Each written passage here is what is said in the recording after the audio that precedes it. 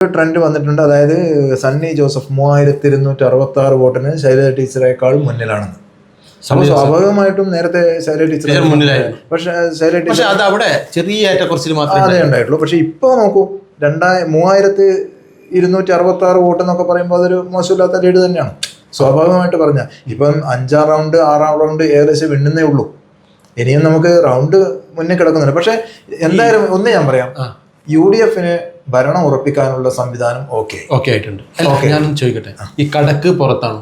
അതായത് അത് ജനങ്ങൾ പറഞ്ഞിട്ടുണ്ടാവാം. ജനങ്ങൾ പറയുന്നതുകൊണ്ടാണല്ലോ അങ്ങനെ സംഭവിക്കുന്നത്. സ്വാഭാവികമായി പറഞ്ഞാൽ LDF ഗവൺമെന്റ് കഴിഞ്ഞ 10 വർഷക്കാലം ഏറ്റവും നല്ല ഭരണം കാഴ്ചവെച്ച് കഴിഞ്ഞാലും ജനങ്ങൾ തീരുമാനിക്കുന്നു നിങ്ങൾ മാറി നിൽക്കൂ, ഇനി പുതിയ അവരുണ്ടാക്കുന്ന മാറ്റങ്ങൾ എന്തൊക്കെയാണെന്ന് നോക്കാം. അതല്ല, ഞാൻ ചോദിക്കട്ടെ, ഈ ഒരു നേതാവ് എങ്ങനെ ആയിരിക്കണമെന്ന് കൂടി ജനങ്ങൾ കാണിച്ചു കൊടുക്കുകയാണ്. അതിന്റെ ജി സുധാകരൻ ഏകദേശം 2700 ചില്ലറ വോട്ടിന്റെ വ്യത്യാസത്തിൽ മുന്നോട്ട് നിൽക്കുന്നുണ്ട്. കൂടാതെ സുധീഷ് പാലോട് 4048 വോട്ട്. എല്ലാവർക്കും ഇതിന്റെ രാജ വെറും 170 വോട്ടിന് മാത്രമാണ് അദ്ദേഹം മുന്നിൽ നിൽക്കുന്നത്. സ്വാഭാവികമായിട്ട് നോക്കൂ, കോൺഗ്രസിന്റെ എല്ലാ സ്ഥാനാർത്ഥികളും വിജയിച്ചു വരുമ്പോൾ അവർ ഏകദേശം 2000-ന് മുകളിൽ 10,000-ന് മേലേക്കാണ് ലീഡ്.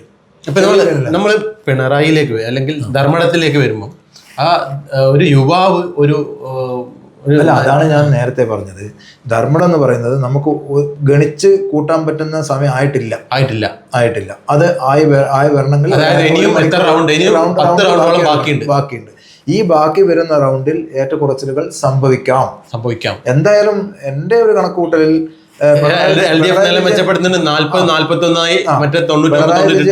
ശരിക്കും പറഞ്ഞാൽ പിണറായി വിജയന് ധർമ്മടം ഒരു ഭീഷണിയാണെങ്കിലും അദ്ദേഹത്തിന് കുറച്ച് കഴിയുമ്പോൾ ആ ഭീഷണി മാറുന്നത് തന്നെയാണ് എന്റെ വിശ്വാസം. പക്ഷെ NDA തീരെ താഴെ പോയി. അതാണ് നേരത്തെ ഞങ്ങൾ പറയാത്ത. അതായത് എപ്പോഴും 4-5-ൽ നിന്ന് NDA ഒന്ന് കിട്ടാൻ സാധ്യതയുണ്ടോ? ഒന്ന് കിട്ടാൻ സാധ്യത എനിക്ക് തോന്നുന്നില്ല. അത് കാരണം ഈ ഏഴൊക്കെ പറഞ്ഞായിരുന്നു. അല്ലല്ല, അത് വിടൂ. അത് സ്വാഭാവികമായിട്ട് നമ്മളൊരു പ്രഡിക്ഷൻ പറഞ്ഞതേ ഉള്ളൂ, അല്ലാതെ സംഭവിക്കുന്ന കാര്യങ്ങളാവണമെന്നില്ലല്ലോ. അപ്പൊ സ്വാഭാവികമായിട്ട് അവിടെയൊന്നും പ്രസക്തിയില്ല. നമുക്കുള്ളത് രാജീവ് ചന്ദ്രശേഖർ ലീഡ് ചെയ്യുന്നുണ്ടെന്നുള്ളതാണ്. ആ ഒരു സന്തോഷം മാത്രമാണ് ഈ NDAക്ക് വെച്ച് പുലർത്താൻ കഴിയുന്നത്. ശോഭാ സുരേന്ദ്രൻ നേരത്തെ ലീഡ് ചെയ്തിരുന്നു. ആ സ്ഥാനത്ത് പിഷാരടി ഉണ്ടായിരുന്നില്ല ശരിക്കും പറഞ്ഞ. പിന്നീട് പിഷാരടി ഒരു പെട്ടെന്ന് ഉയർന്നു അതായത് നമ്മൾ ദളപതി വന്നതുപോലെ. അപ്പോൾ സ്വാഭാവികമായിട്ട് എല്ലാ അർത്ഥത്തിലും നോക്കുമ്പോൾ NDA ഒന്നുമല്ല എന്നുള്ള രീതിയിലേക്ക് എത്തുകയാണ്. കുറച്ച് സമയമായിട്ട് മുന്നിലേക്കുന്നുണ്ട്. ഇതൊക്കെ അങ്ങനെയല്ല. ഞാനെന്ന് പറയട്ടെ, നമുക്ക് സ്വാഭാവികമായിട്ട് ഞാൻ അതുകൊണ്ടാണ് മുന്നേ പറഞ്ഞത്, ഈ ഇലക്ഷൻ നമുക്ക് ഒരു പ്രെഡിക്റ്റ് ചെയ്ത് സംസാരിക്കാൻ പറ്റിയ ഒരു ലെവലിലേക്കല്ല പോകുന്നത്. ഇതിൻ്റെ അകത്ത് നമ്മുടെ പ്രതിപക്ഷ നേതാവ് VD സതീശൻ പറഞ്ഞിട്ടുണ്ട്, ഞാൻ കേരളം മുഴുക്കെ ഓരോ മുക്കും മൂലയും സഞ്ചരിച്ച് അവിടെയുള്ള ജനങ്ങളെ മനസ്സിലാക്കി. എനിക്ക് അതുകൊണ്ട് തന്നെ ഒരു ആത്മവിശ്വാസമുണ്ട്. ഇലക്ഷന് മുന്നേ അദ്ദേഹം പറഞ്ഞ കാര്യമാണത്. ജയിച്ചോ? ഇല്ല, ജയിച്ചൊന്നും പറയാൻ പറ്റില്ല. കാരണം 4508 വോട്ടിന്റെ ലീഡിലാണ് മുന്നോട്ട് പോകുന്നത്. അപ്പൊ ഞാൻ പറഞ്ഞു വന്നത് ഉസ്മാൻ 5100 വോട്ടിനാണ് മുന്നോട്ട് വെക്കുന്നത്. അതേസമയം ഐഷ പോറ്റി പിന്നെ പിറകിലാട്ടോ. ഐഷ പോറ്റി കോൺഗ്രസിലേക്ക് പോയിട്ട് അവിടെ പിറകിലായിട്ടാണ് കാണപ്പെടുന്നത്. അതവിടെ നിൽക്കട്ടെ. പക്ഷേ VD സതീശൻ സ്വാഭാവികമായിട്ട് അന്ന് പറഞ്ഞത്, ഞാൻ കേരളത്തിന്റെ മുക്കും മൂലയും സഞ്ചരിച്ചു, അവിടെയുള്ള ജനങ്ങളുടെ മനസ്സ് മനസ്സിലാക്കി. അത് മനസ്സിലാക്കിയിട്ടുള്ള AC മൊയ്തീൻ 3390 വോട്ടല്ലേ? ഓക്കെ.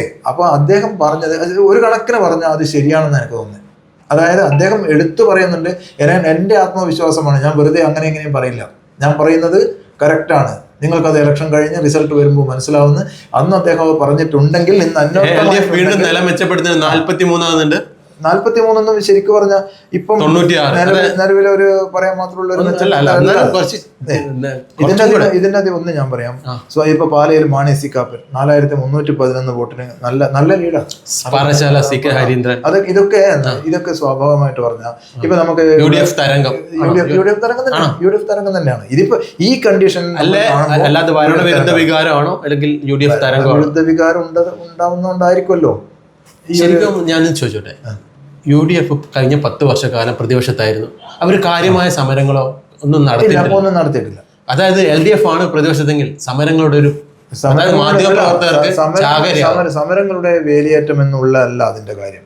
അതായത് വ്യക്തമായ നടപടികളോ വ്യക്തമായ രാഷ്ട്രീയ ചിന്താഗതിയോടുകൂടിയോ മുന്നോട്ട് പോയി ഭരണത്തിൻ്റെ അകത്ത് അത് പ്രതിഫലിപ്പിക്കാൻ ഭരണപക്ഷത്തിന് കഴിഞ്ഞില്ല എങ്കിൽ കൃത്യതയോട് കൂടിയിട്ട് ആ പ്രതിപക്ഷം അവിടെ ഉണ്ടാവണം. അതായത് ശക്തിയുള്ള പ്രതിപക്ഷം ഉണ്ടെങ്കിൽ മാത്രമേ ശക്തമായ ഒരു ഭരണം ഉണ്ടാവും. അങ്ങനെയാണല്ലോ. അപ്പോൾ സ്വാഭാവികമായിട്ട് ഇപ്പോൾ കോൺഗ്രസ് അധികാരത്തിൽ വന്നു കഴിഞ്ഞാലും കോൺഗ്രസ് എടുക്കുന്ന നിലപാടുകൾ വളരെ പ്രാധാന്യമേറിയതാണ്. സ്വാഭാവികമായിട്ടുള്ള ഭരണത്തിലും കേരളം മുഴുക്കെയുള്ള ജനങ്ങളെയും ഭരണത്തിന്റെ ഭരണസിരാ കേന്ദ്രം ഏത് വഴി കൊഴുകുന്നോ അവിടെയാണ് അതിന്റെ പ്രസക്തി. അത് കറക്റ്റ് അല്ല എങ്കിൽ എന്ത് സംഭവിക്കുന്ന അറിയാം. ഒരു മിനിറ്റ്, അത് കറക്റ്റ് അല്ല എങ്കിൽ എന്ത് സംഭവിക്കുന്ന വെച്ചാൽ ഈ പ്രതിപക്ഷം സമരത്തിന് ഇറങ്ങേണ്ടി വരും. കഴിഞ്ഞ ഘട്ടങ്ങളിൽ എന്തുകൊണ്ട് പ്രതിപക്ഷം സമരത്തിന് ഇറങ്ങിയില്ല എന്ന് ചോദിച്ചാൽ അതിന് വ്യക്തമായ ഉത്തരവില്ല. അതിന് പ്രതിപക്ഷ ഉത്തരം പറയണം. എന്തുകൊണ്ട് വ്യക്തമായ സമരം? ഞാനൊന്ന് ചോദിച്ചോട്ടെ, അതായത് ഈ LDF ആണ് പ്രതിപക്ഷത്തെങ്കിൽ ഒരുപാട് സമരങ്ങളും സമരമുഖങ്ങൾ അങ്ങോട്ട് തുറക്കുകയാണ്. അതാണ് ഞാൻ പറഞ്ഞത്. പ്രതിപക്ഷത്ത് LDF പ്രതിപക്ഷത്തായതുകൊണ്ട് സമരം ഉണ്ടാവുന്നല്ല. സമരം ചെയ്യും. വ്യക്തമായ അടിത്തറയോട് കൂടിയിട്ടുള്ള ഒരു ഭരണമാണെങ്കിൽ പ്രതിപക്ഷത്തിന് സമരം ചെയ്യാൻ അവസരം കിട്ടില്ല. അത് LDF അല്ല, ഏത് സംഘടന ആയി കഴിഞ്ഞാലും അവർക്ക് സമരം ചെയ്യാൻ അവസരം കിട്ടില്ല.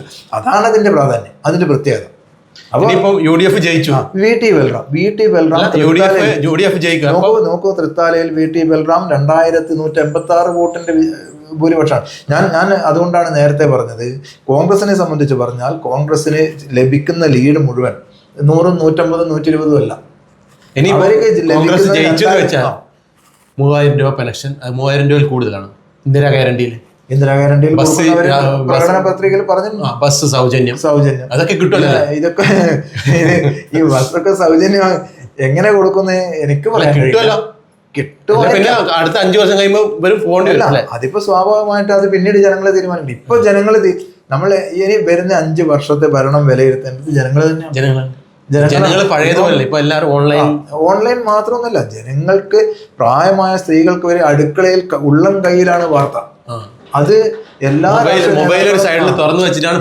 രാഷ്ട്രീയ നേതാക്കളും എല്ലാ രാഷ്ട്രീയ പാർട്ടികളും ഭരണകർത്താക്കളും ഇത് മനസ്സിലാക്കണം. എന്റെ ഉള്ളം കയ്യിലാണ് വാർത്ത. അപ്പൊ ഇപ്പൊ അപ്ഡേറ്റ് 43-96 NDA 1 നേരെ നമ്മൾ പോണ്ടിച്ചേരി പുതുച്ചേരിയിലേക്ക് പോവുകയാണെങ്കിലും BJPയുടെ മുൻതൂക്കമാണ് അവിടെ. അതുപോലെ തന്നെ മമത പോയി തമിഴ്നാട്ടില് ഇളയ ദളപതി അടിച്ച് കയറിക്കൊണ്ടിരിക്കും. നമ്മള് ബംഗാളിൽ മമതയും പോയി. ബംഗാളിന്റെ മമത നഷ്ടപ്പെട്ടു. മറ്റൊരു ഇവിടെ തന്നെ വരാം. ഓക്കെ, അടുത്ത അപ്ഡേറ്റ്.